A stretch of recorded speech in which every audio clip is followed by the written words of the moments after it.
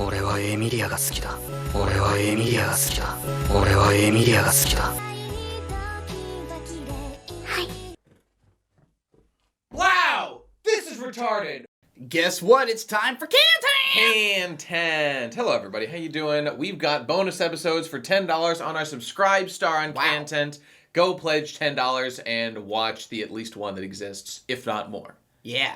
I don't know when this episode's coming out exactly. It's a while from when we're recording it, so there might be two by now. We'll see. We have no idea. We just watched ReZero episodes, what was it? 17 through 21. Yes, Yeah. we decided to do 5 this time so we could finish off the whale arc before going into the final arc. What did you think of this arc, seeing it for the first time?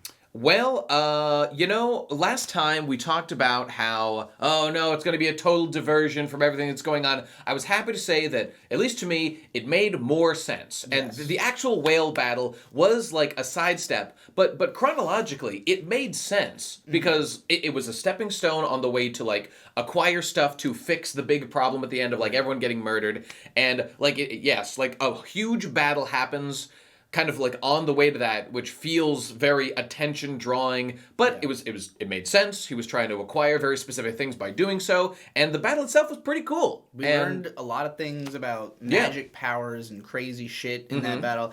I'll say that like this show is a lot easier to watch. This is probably my favorite section so far, I'd say, of the show. The show is a lot easier to watch when you're not watching it all at once, in my opinion, as somebody who wasn't that engaged with the show. Because the first time I watched this, it was just like, I was finally engaged by the moment where his head fell off in the snow. That was where I was like, ooh, I'm into it. I want to see how this resolves. And so the first time I watched this, it had felt like this white whale shit was just like this huge distraction. I don't think I had fully understood exactly why it was happening. Yeah. I also had not even remembered, like, when we were rewatching this show and Wilhelm showed up for the first time, I was like, oh, that guy's going to be important later. And I noted that because of the fact that the first time we watched this, I had not remembered him being a character up to this point. Yeah, okay. So, like, it just felt like all of a sudden we're talking about this old dude, his whole past, his relationship, all this shit about this whale, and I don't care at all about this guy or his shit. We get, like, flashbacks that are, like, totally uninteresting. And, like, even the point of, like, I mean, you know me, I love being a sexist. But this man's sexism is, like, kind of just hard to understand. Yeah. Like, my wife cannot be a swordsman. But in the narrative, we're told she becomes one again. And we get, like, these weird streams crossed about the narrative and, like, what happened to the wife. She was a master swordsman, that he became the master swordsman. And that was kind of hard to follow. It seemed like his past with the wife was simply she was the master swordsman. He was like, someone with a face like yours shouldn't be holding a sword. So he bests her, and he's like, now you don't have to hold a sword anymore. I'll do it. But I guess she couldn't resist, and she did it anyway and got eaten by a whale. And we don't see that, but we're told it happens. So that's just like, that's a weird turn for the story to take. How much later? Did that happen like the next day? Was there like 50 years of time? We really don't know. When that, like, there's no like kids involved, so. It seemed like odd for them to fixate on like the details they did, where like we see a lot of repeats of scenes of him like training in front of her by this flower field. Yeah. And it's like, couldn't we have gotten like maybe another flashback that explains what happened with the whale or something? I was kind of hoping to see the two like team up and like go fighting and see her tragically die in battle and him like escape somehow, but I don't know. I guess I just didn't love that element that much, but forgetting the backstory, the actual moment to moment of him crushed by the death of his wife and like will do anything to kill this fucking whale, all that was good stuff. Yeah, if we didn't have to, like, again, like you said, the backstories are boring. We don't learn enough about him or the wife, and like I wish, now that I know about how long Wilhelm was in the story, I wish we had gotten more of him before this point, because he trained Subaru for a while. Briefly, but yeah, and we see so little of that. We basically just see the fact that it happened, and it's like I would have liked it if maybe Subaru had more of a relationship with this guy, or if they had communicated more, if we knew more about him other than just this thing. There are a lot of characters in this show who just have like one motivation and that's it, you know? And with Rem, in a way that's kind of the point. And there's, we're going to have to talk about the probably the most famous scene from this show in episode 18. You mean the most famous entire episode of the show, which is one conversation that takes up, we clocked it, I believe like exactly 20 minutes of runtime, one conversation, and I don't even know how they could have fit in like commercial breaks. I don't remember there being like a break. They're just talking and talking and talking. It truly was like the magnum opus, or like the ultimate realization of this annoying format of the characters just self-analyzing endlessly. But like you were saying before when we were watching it, it kind of was one of the better conversations, and things were done, like movements happened. I would argue that like these are kind of the same thing that have happened already. If you reflect on it, it really was kind of the exact same scene as happened when like Subaru like rested his head on Emilia's lap, and he just like emotionally recovered and was able to progress. So, but like at this point we like Rem more. They've got more chemistry.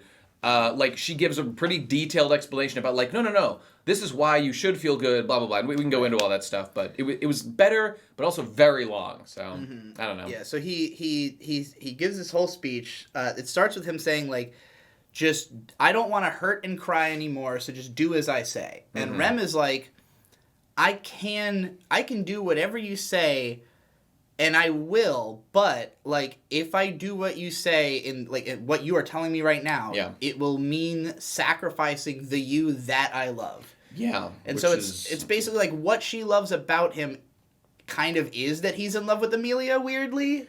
Like whatever she inspires in him seems to be what Rem likes about him. Which is understandable. Well, let's just take one step back and just say that, so when we left the last episode, Subaru had died again in that very dramatic snowy thing, and he wakes up and his first thought is, okay, fuck this. I wasn't able to make any difference. I am going to... Or in the first episode, does he try to save them again and die again? He does. He repeats the cycle one more time, this time trying to... What does he do? He actually dies after. It's after the Rem conversation that he dies because he gets killed by Beetlejuice again. Because it was oh, that's right. The first episode we watched is they're running to the mansion on the guys, and they get attacked by the white whale. And we learn that if you get killed by the white whale, then everyone forgets you exist. Right. Because that's right. like Rem sacrifices herself to allow him to make it to the village. He makes it there. Nobody remembers Rem. Right. I was actually wrong. He doesn't say that line I just said to Rem. He says it to Emilia when he's at her house. He's like, just listen to me. Just do what I say. Right, you know? that's right. Because I don't want to hurt anymore. And she's just like, I don't fucking understand you. And then he tries to tell her about the curse, and instead of killing him, it kills her. Which is interesting, because at this point, that's adding a new element of... This man probably he's not really afraid to die. He knows that he'll reset or whatever, so it's not that big a deal. Probably. He's never actually died from that, so the consequences are still a little unclear. But now that we know that, like, oh, this curse actually kills the people that I'm telling it to, now I've got a really good incentive that I can't possibly, like, tell anybody ever, except for, like, the tactical ways of, like, you start to say it to make the witch scent appear, whatever. So that was cool. There's a line where he's, like, screaming at Emilia that, like... And he's obviously talking about himself, where he says, like, you can't help anybody, you're too weak, you're trying to do impossible things, and you just leave a trail of corpses in your wake, you know? And it's like, he's obviously projecting in a massive way. Yeah. I mean, and he's not necessarily wrong, because she is going to die, everybody's going to die, she's not going to be able to help anybody. And, like, he feels the same way, so he's just like, you're not going to be able to help anybody, neither can I, you need to come with me, and... But then, he accidentally kills her. He breaks down and finally says, fuck it, I'm just going to tell you the truth. If I die, so be it. And then he learns, oh, these people actually die when I do it. Whoops. What can you do? So then Puck, who turns out to be Emilia's dad? He says that he's her dad. Yeah. And clearly we learn, we see his true form, Big Beast. He was the Big Beast we saw on the top of the castle before, who seemingly killed Subaru. Ah, okay, I got it. And apparently, if Emilia dies... Puck will destroy the world. Yeah. That's his thing. He's just like, look, I have no reason to live if she doesn't die, and I don't like this place, so I'll just kill everybody, I guess. feel like that element is introduced into the plot to, like, force Subaru to do things to save Emilia beyond the point where we as the audience would say, like, okay, at this point, it's too much work. Like, you can't possibly, like, kill everyone to save Emilia, but now he, like, has to, or the whole world gets destroyed. That hasn't like happened yet, but I wonder where that exactly is going to go. That seems like a big deal. So we learned that the white whale is gluttony. Yes, right. Another sin checked off the list. Yeah. Pride, And, sloth, and gluttony. So they go to he has this moment where everybody fucking dies basically because Puck's like, I'm gonna destroy the world. He dies, wakes up, Rem's there. They run to this place. They have this insanely long conversation. This is where the decision is made in Subaru's mind. I tried. Yeah. I can't achieve anything. I give up. I've really worked hard. I've died many times. Right. I am making a huge mental shift of I'm just going to run away. Yeah. And I've got number 2 with me right here. Me and Rem. We'll get back to that. Me and Rem are gonna fuck it. Rem, let's run away together. We'll have a family. We'll live 2.5 kids. Right. Live to 70 or 80 and die peacefully together. Which logically makes a lot of sense. And Rem is able to follow through on that logic and literally extrapolate an entire future for them. She said she'd been thinking about it. Such a thing like that. She's like, look, I can tell you all the things that I imagine. I'm sure they won't all go exactly like this, but this could happen. Mm-hmm. We could just be peacefully in love and go off and do this thing, and it would be cool, but it wouldn't be as cool as you continuing to save Amelia and get shit done, because you clearly are capable of getting shit done. You have gotten shit done. She can see it's a cope. It's a cope what he's doing right now, and it's not attractive to cope. No. She even says to him at one point, it's fine. She says, I don't dislike it when you're forceful. Yeah. Keep that in mind, Dojin writers. That's true. I'm sure that line must have appeared in a couple of them. I wouldn't be surprised. So the narrative through line of this conversation, dominates the episode. It's the change in everything. Everything changes with this conversation. Mm-hmm. And as you said, this is the one everybody remembers. So the several elements that are interesting. Because like you said, people remember this as the most notable thing. The first thing, Rem talking about her envisioning of their life together. Yeah. They are up to the point. Last episode was my peak of Rem is great and I love her. Oh, we're a little bit into now we're pandering. They're I understand. It makes sense. But she's specific. It's she's looking at the camera, talking you, the player, the viewer. We could have kids together. We could grow. And I'm oh my god, yes, this is my perfect waifu. We could live together. Yeah. It makes sense for the narrative, but it just feels we're going a little bit beyond what someone would say. There were some interesting things I noted, for instance, Rem is clearly hyper attentive. She goes over all these details of his persona, the way he walks, the way his fingers are, stuff like that. She counts the ways that she loves Subaru specifically. Right. This Which is so makes some sense because she romantic. is a maid. So a hyper attention to detail is kind of their job. They gotta clean everything, make it spotless. Do all that. So it's I don't dislike the idea that her character is the way that they're presenting her in this episode, but like you said, it is it feels a just lot self-indulgent a little bit. But there's one line I love that she says where she's imagining their future together, and she's like, luckily I'm educated and I would be able to get a decent job. Yeah. You would probably have to either do manual labor or quote take care of things around me. Basically, you would have to be my assistant. Yep. Because you are so weak and shitty. But maybe one day you would learn enough to be able to have your own dreams and do something for yourself. Yeah. I thought that was super interesting as part of her thing. It's just acknowledging the fact that you will basically be my bitch, because I'm the only one who could do anything out of the two of us. I thought that was funny. It reminds me of a lot of the fantasy that goes through Griffith's mind during the eclipse when he envisions Casca caring for him.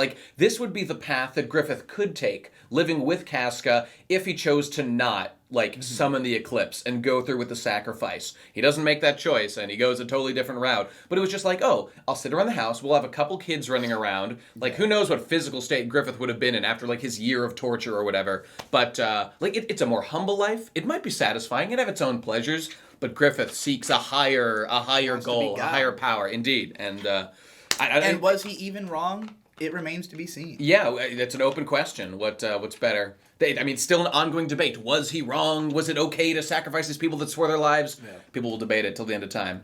So the big key moment in this whole speech, this whole conversation is Subaru finally just saying, I hate myself. Yeah. He goes down this long reason. He's hated himself before he ever came to this world. Because he was a useless NEET. He had no achievement. Low self-esteem. Makes sense. Right. So the fact that I think that speech is really where, like, when he screams straight up just, I hate myself. I think that's where the audience really went like, oh, it's me. You know, like, oh, I hate myself and I don't think I deserve We all hate girls, elements of ourselves. You know? Sure. Yeah.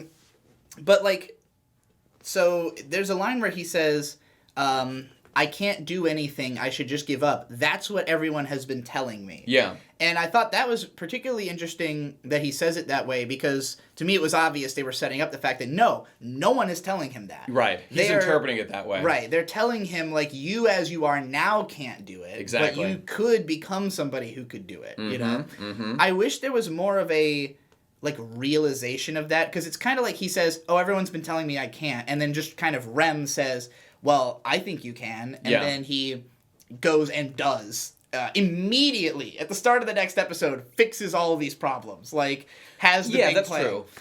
He all the things that we recognized he should have been doing all along. I mean, he realizes, like, he changes his attitude and starts thinking critically and smartly. We don't, like, see the full thought process, but we can just conclude, like, oh, he just started thinking smartly about how to do these things and not give up. It's just like, well, I guess my feeling about it is, like, so he comes up with this plan. He had picked up on all these details of the other characters as he was going, so he figures this stuff out. Mm-hmm. And like you said, maybe it's just the shift in mindset of, like, he was so trapped in his emotions, and Rem, with her nice, soft, feminine charm, reset his emotions and made it so he could, I don't know, think. But, like, true though that may be, he literally already has the solution. Like, we see that scene, and then the start of the next episode, he comes in and he's like, all right, here's all the shit I've observed, here's everything, and, like, this would have been the same night. So, in my mind, it's kind of like, well, didn't he already know? Like, if he already has this plan, if he's already picked up all this information, why did he give up now? You know, like, he already has more ideas about what could be done, you know? That's a fair point. I think, again, there's an annoying kind of contradiction that we've talked about before of, like, it's the facts of the case as they exist and, like, our outside cold analysis of what we can see versus, like, his emotional state is like key to everything, and his perspective. And, like, so often, I mean, you watch I don't know, any, like, detective story, and, like, all the pieces were there. They just had to, like, look at it from a different angle or change their perspective or something about that, and then it all falls into place and they're able to figure it out. I think this is like an emotional detective story where he has to kind of, like, figure out the pieces, and to that end, you know what I would have really loved is literally at the end of that conversation, like, after he hugs Rem, and then they have their little laugh. You know, they're like, ha. I would have loved it if then he went like, ding. Now that I think about it, this, and this happened. Now I have an idea. Like, that's all I would have liked, is just him coming to a conclusion and not just starting the next episode with him already doing it. Just so we can see that there was a shift. I agree. Because we talked about an episode or two ago, like, how they kind of are failing, and it seems like a lot of shows do this, to just show, like, the climax moments. They, like, cut away for dramatic effect or to obscure something for a future mystery, maybe? I don't know.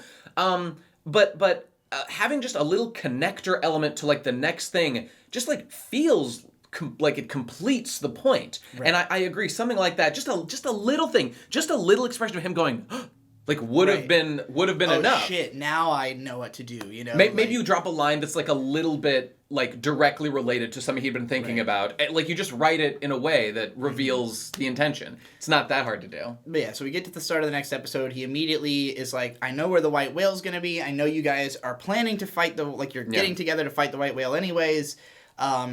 And I'll tell you where it is. I know exactly where it's going to be if you guys promise to help me. And I'll also give you access to magic stone mining rights. That's his other bargaining chip. Which, you know, I didn't really know where that one came from. He doesn't as far as I know, have any right to actually promise that. I think he's assuming that like they'll be okay with agreeing to this if he. So that was reasonable. And you know, the economist people are happy because they're like, oh, this means more magic gems will disseminate into the economy. The kids did like cram like a magic stone into his pocket when they put all that like junk into his pocket that one time. Although he just called it like a shiny stone, so I don't know if I'm supposed to infer that is the kind of like magic rock that's part of. I don't know. I'm a little confused about that, but I get the point. Another line I liked from the big conversation is Rem says, "My time had stopped." Like, time for her had stopped when the village was destroyed, and it restarted when Subaru saved her. Which does kind of justify to me, like, what I was saying before about the fact that, like, Rem is so one note. Like, she literally has just lived with this one thing for so long, and she kind of addresses that. She's like, look, I've been stuck in a stasis. You got me out of it. At this point, basically, he is to her what Amelia is for him. It's true, yeah. You know, and so she's like, you know, the same belief you have in her, I have in you. And he kind of says, like, oh, you know, having it from both sides or whatever. You know, he's getting it in behind from her, giving it pushing to Rem. it outward towards Amelia. And it goes along with, like, the attitude shift that we reflected on of, like, oh, why did she, go from so, like, stoic to like, so outwardly bubbly towards, you know, what Subaru and stuff. He is the pivotal moment in her life. Nothing had really changed for many years after her sister got her horn chopped off and the KKK raised their village or whatever. And now she's experienced this big shift. But I just wanted to talk quickly about the fact that at the beginning of episode 19, where like things have changed after the big conversation, like I thought it was well done. And I feel like I've shit on the long conversations a lot in this. But this was kind of the best one. Even though it took up a whole episode, it didn't feel that long. Because this was like, I could feel like the other conversations can be annoying and not that related to like what's going on in the moment. But the big crisis is 100% his emotional state right now. Right. He needs a therapy session. Yeah. And we got that therapy session in this episode. Pretty much. And it felt good. And like even more than that, it was like this issue of, like you said before, his big line in the conversation is, I hate myself. That is his, like, core point that he's trying to make here. But Rem counters with, I love you, and you are my hero. Those are, like, her two counterpoints. And, like, okay, how can those two things be true at once?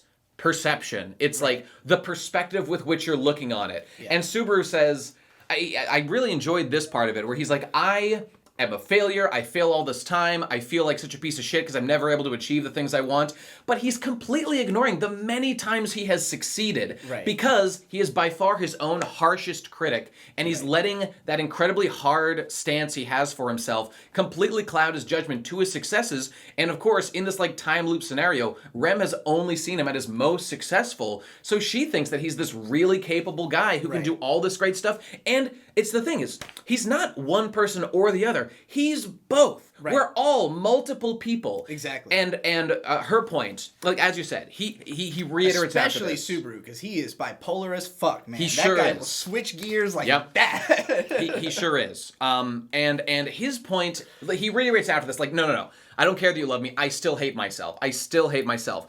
And she's just like, Subaru, I love you, but you're a fucking asshole because you only see things from your eyes. You don't give a shit about, like, you're invalidating my feelings of you by being so insistent that you're a piece of shit. And, like, you don't have the right to fuck with my emotions so much just because you hate yourself so much. And like, okay, he has the right to do it, but should you? Is that a good way to live? And honestly, her point about this literally comes down to the believe in me who believes in you. It's the classic the amount of time... line to Simone, but basically fake it till you make it. You pulled Yoko. I pulled because there's no Gurren Lagann. It was supposed to be a Gurren Lagann here. It doesn't matter. Yoko's good enough.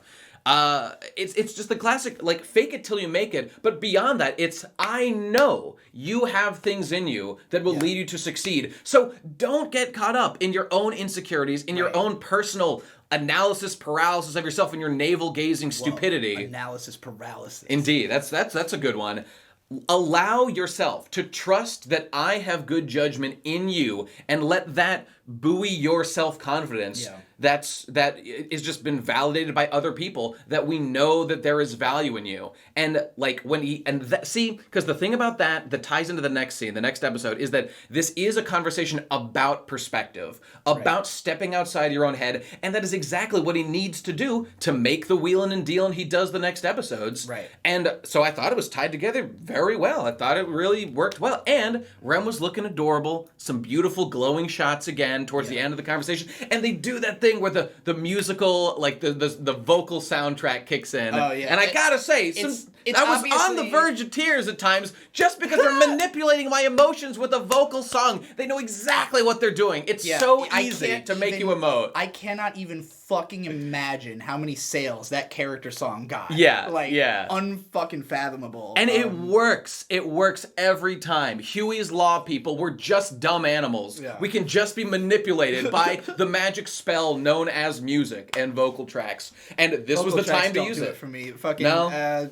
I hate mellow music, so to me it's just gay. I feel manipulated by this show so even in that very long episode, I felt multiple times like, oh my god, they're like twisting me and using songs to make me feel a way. But when a vocal track comes in, like my intelligence fades and my emotionalness rises. And I don't know, it happens every time. I was also excited to realize, because I was paying attention to the credits, that the character designer for this show is Sakai Kyuta, who is like my favorite character designer. She wouldn't have designed the like original characters, but just because for those are the from anime, the light novel, right? yeah. And it immediately made sense to me because I don't remember if we commented on it that like Amelia has tons of outfits in this show, and really all the characters get multiple outfits. Definitely not Rem and Ron, but everybody else. Rem did get she got some other outfit at one point. She had PJs at one point, I think. Is that what it was? Yeah. Like shitty looking PJs, she came in pajamas. But like, yes, just my favorite character designer. Yeah. She did Higurashi and Ichigo Marshmallow and a bunch of other stuff. But like, yeah, bringing lots of new outfits to the show, I credit that to her. I wonder who Good did. job. I'm just curious because obviously when you write a light novel, you hire an artist to do the cover. That's like a character. I wonder who did that. Because it doesn't look like an art style. I'm figure out. Yeah, I don't know. So going forward from him, Yeah. he negotiates all the plans. They're like, we're gonna go fight the fucking white whale, and then pretty much the rest of it is Rem's emotional. Grit those teeth, Subaru. Bam! I love you. Hug. Feel good about yourself. Good stuff. Good stuff.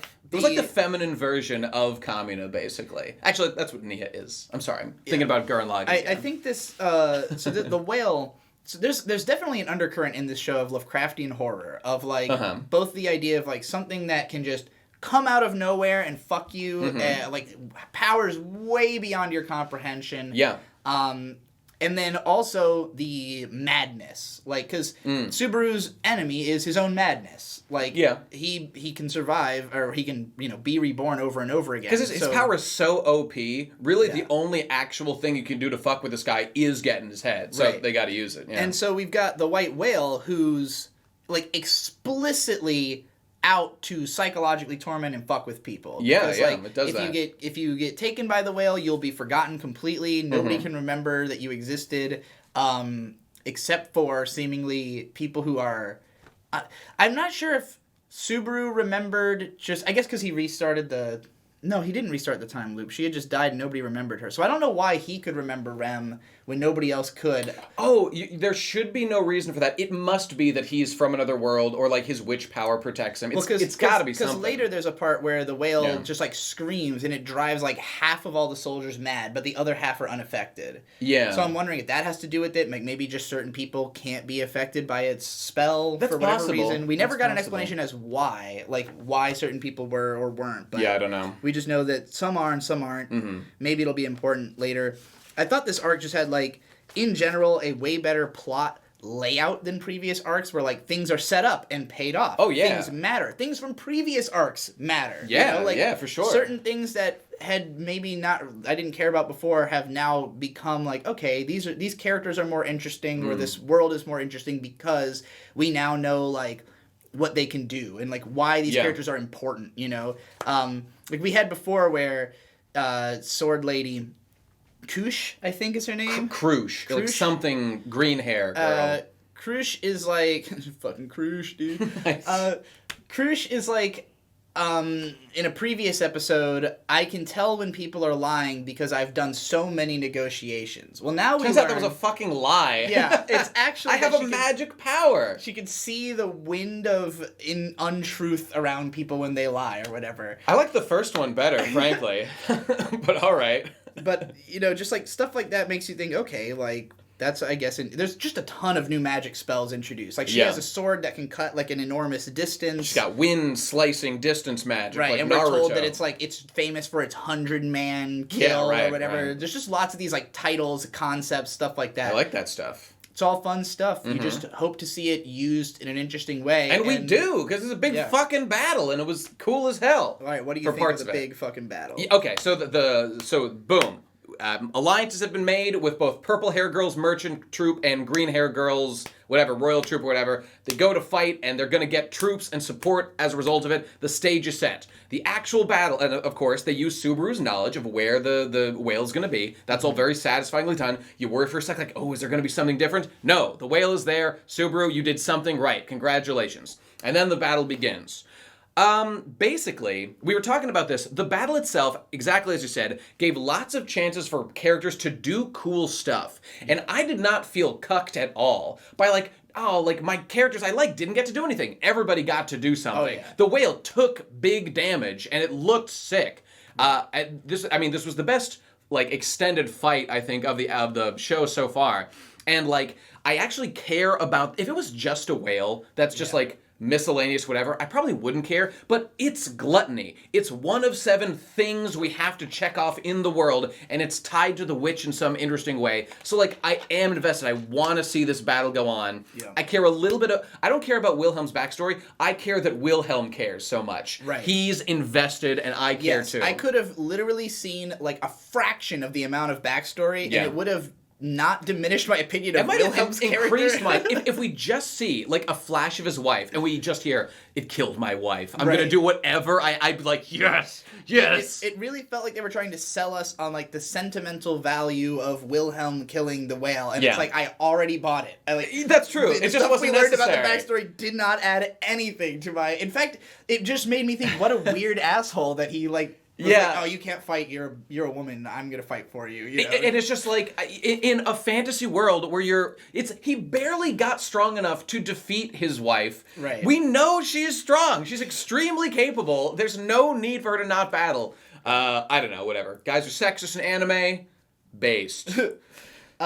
Giving up doesn't suit anyone is something that that Subaru says. He's like, giving up doesn't suit me, it doesn't suit you, it doesn't suit anyone. And he has changed completely now. After this last emotional thing, he is the not give up king. I don't know, like, it's commented by the characters like, whoa, you've really changed. It's the last time we talked. You are actually... like recognizing what you can and cannot do and intelligently using your unique skills. And his only unique skill is as bait. And that's what he uses. And it works out well. Having a cell phone. and having a cell phone, yep.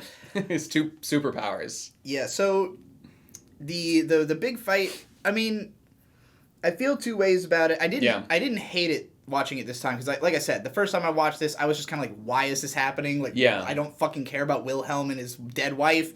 And I get really annoyed by fights where you can't really tell what's going on, and therefore anything can happen. Yes. Because there's tons of scenes of, like, the whale's coming from directly above, and then all of a sudden, pew, here comes a sword slash from her. Here comes a sword slash from Wilhelm. Here comes a couple fireballs from the kids. And it's always like, you don't know where anybody is at a given time, so they can always just show up and do something. And the whale itself is constantly going back up into the air, coming down. There's scenes where characters are just talking and we don't know where the whale is, what's it doing while they're doing this, you know, like, it's just, it leaves a lot of room for you to just kind of do whatever you want.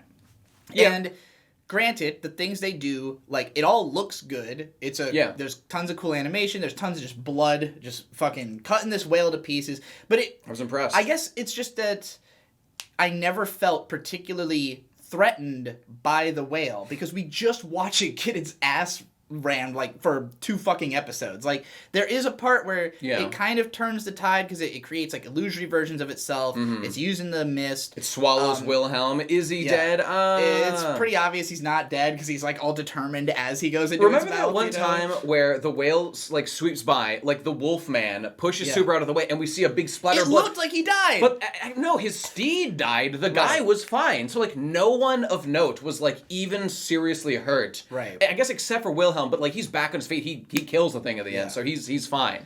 I mean, I guess this is a big victory moment for Subaru and everybody involved. It's like, wow, you actually did it. You saved everybody. You made he made friends for life with this shit. Yeah.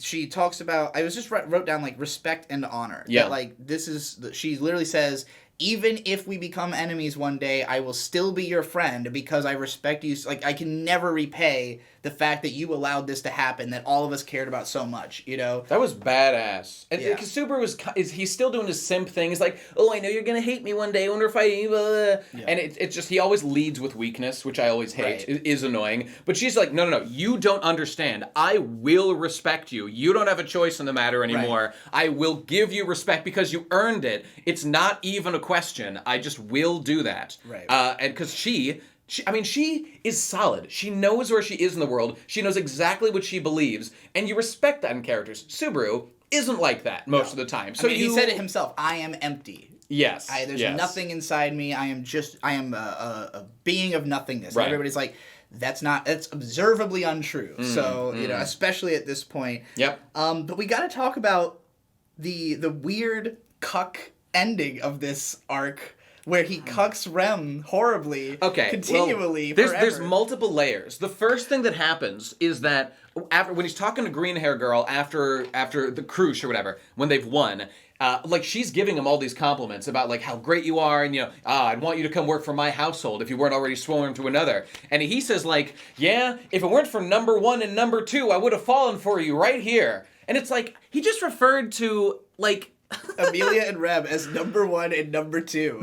And even the girl comments like, that's kind of fucked up that you would like say that. And yeah, it is. But like even though that can be a way that somebody feels, you shouldn't say that. And more than anything, that's insulting specifically to Rem. Yeah. It just makes me be like, Jesus Christ. Rem has done so much for you and is personally putting her life on the line repeatedly just to protect you. And in your mind, she's number 2. In his mind, and we were arguing about this a little bit, like, is Emilia like anything compared to Rem at this point? Look, I get it. Like, he's got the one-nightus for Emilia. She was the first girl he met, and he like fell for her, and she's like his entry point to the world. She means so much to him. That's understandable. I get that. I'm not even saying like, oh, but Rem's better, so just like fuck that bitch, go for Rem, she's better. That's not what I'm saying. But what I am saying is that you need to stop pulling Rem along because it's not fair. Rem loves him so much, and it hurts my heart as a red-blooded male American to see him doing this to a good woman like Rem and just keep pulling her along. And you were saying like, oh, but Rem's okay with it. I don't care what Rem is okay with. This is one of those things, as a man, you should say, I will not allow this woman to hurt herself on my behalf for my benefit, just because it makes my ego feel good. I like to have my options open. Stop doing that, Subaru. Cut the bitch off. There's like the ending scene, like, because she's all weak and they're like, trying to heal her, and he's like, I want you to stay behind and just heal up. And she's like, but I really want to come with you because all I want to do is fight at your side. And he literally says to her, like, yeah, I want you at my side. I would love for you to continue following me around, obsessing over me. And it's just like, why? But he is leaving her behind, right? Like, he is going to leave her while she recovers. I think so. I think that was the conversation they had. Because it's so clear that the reason they're doing it is so that Rem won't be there for his big emotional reunion with Emilia, where I'm going to be stuck. Stop! Rem is waiting for you, you piece of shit! This is not okay, what you're doing here! Like, I prefer the, like, honesty of, like, a hentai, like, game protagonist who's like, I'm gonna fuck every bitch in the world, and I don't care, and I will tell them all that I'm doing it. Right. That's clear, that's honest, and kind of respectful. What Subaru's doing is emotionally fucking with people, and it's not okay, and I don't like it, and it doesn't make the story, like, much worse. It just makes me think Subaru is being a bad man, and I like him less because he's doing it. Piece of shit. I feel like we're on the same page with the audience of this show now, though, because you Yeah. are expressing many of the emotions that people who do like this show feel about Yeah, Subaru. I think so. I've been pulled in, and I think I'm one with them at this point. But we'll see. It definitely was, like... Again, I can't believe it was written this way. He's cucking Rem so hard. The constant conversations about, like, while hugging Rem, and she's, like, emoting so he's hard. like, literally I love picturing Amelia in his mind. Like, I bet Amelia's titties are even bigger than these. I bet she smells even better than Rem. Like, number 2 here's, like, pretty good. But when I get back to number 1, ooh, baby, it's gonna be a hoot and a half. Yeah. What a piece of shit. This arc, like... was like you said, I think this was the best group of episodes so far. Yeah. Like, I enjoyed the first appearance of the white whale and the idea that, like, he just, I think Rem disappearing was the best reason for him to go crazy that I've seen. Because, like, when it was just him dying over and over again, I was just like, well, whatever, he's been through this. Like, right. Seeing this new, fresh, uninterpretable hell was definitely more of like, okay, I could definitely see why this would drive you fucking insane. Like, nobody even remembers this person that you have all these memories of. Yeah, that's true. You know, and so... And then when he resets, that's when he's like, let's run away together when he sees Rem, because it's just I can't lose her again, man. I can't. Right. So, like, I did think that was pretty reasonable. Again, I like that there were so many things reincorporated. We're starting to finally feel... I feel like there's finally payoffs to setups, which is all I've wanted. It's like I said in a previous episode where I was like, it's possible to have a show where interesting things are always happening. Yeah, that's the idea. This felt closer to that. I wouldn't say interesting. Interesting is a strong word. Always is a strong word. Yeah. But interesting things were happening. Yeah, I agree. At a regular enough rate that it wasn't infuriating, you know? So, well, we've only got 4 episodes left in this season. And, like, the next thing, now the tension's been built up. We did this whole aside with the white whale, we beat it, but we have acquired resources. We now have troops. We have Wilhelm is on our team. We know how strong that guy is. Time to go and, like, deal with whatever's going on. Fight the cult and beat Beetlejuice or whatever. One more note. Loved seeing Betelgeuse again. He's honestly, I really like him. His dialogue, the way that he just accosts people in a very, like... I mean, it's almost like he, to me, feels like the writer himself, like telling the characters, like, this is why you're a piece of shit. Yeah, you know, like, oh, you never thought about it because nobody else would say these things. But it's like, from his perspective, he's like, oh, well, you're the one who fucked up. That's why you're dead. You were too slothful. And so... He's straightforward. He tells it like it is. I'm murdering you because you were too slothful. So fuck you. I'm going to do that. I'm crazy. And that's not something I'm going to apologize for. Nope. Also, just a little game mechanic thing. I like that, Subaru can now see the unseen hands. Subaru has some, like, unique power. I wasn't sure if he could actually see it or if he just knew it was coming and therefore moved. And that fucked with Betelgeuse's head. Because that was how I had taken that. Perhaps, I think when we get to the next batch of episodes, I suspect that will be further clarified. So we'll see. But that has me interested. What are these mechanics? Yeah. Clearly, this is like a 7 deadly sin people thing. Even just the fact that we actually learned that it was Puck and that he is her father. Like, that's something that you would have thought would have been another fucking mystery. What was the big cat thing? It's like, no, we actually know what it was. They cover that right away. Right. I was glad to see. That was nice. I hate being strung along. Was it the witch? No, it's Puck. Stop asking. This question is pretty okay. Let's hope that it sticks to landing. Final 4 episodes of season 1. They say that it gets better as the thing goes along. Oh, and the only other point I was going to make was that some people told me in the comments of our first episode that, like, episodes 1 through 15, like, are the prologue, or maybe up to 16, up till the head gets chopped off, and that the writer himself commented that, like, that's all basically the prologue. It's that after does make that. sense. Yeah. I mean, what that is code for me is this was the part where I did have the rest of the story planned and was ready to execute. Like, those first few books, I was still figuring things out. Now I actually know where the story's going, and therefore we can start moving. Hopefully. Feels better. All right, well, that's it, everybody. We'll be back with our final episode of Season 1. We'll be continuing after that. Don't forget to subscribe, Star. Subscribe, Star. $10 bonus episode or sods will be available to you if you pledge money there. Thanks for watching, everybody. See you next episode of Content. Bye.